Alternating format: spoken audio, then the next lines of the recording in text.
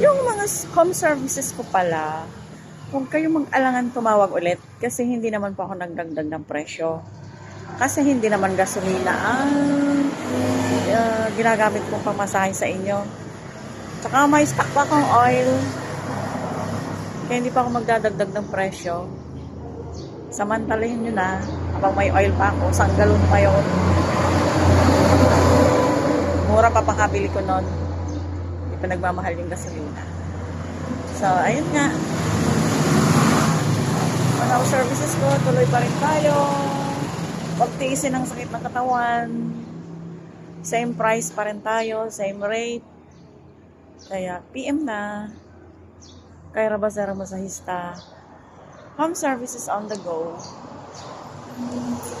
Yan, huwag tiisin ang sakit ng katawan. Ako ang lunas dyan. PM na kasi.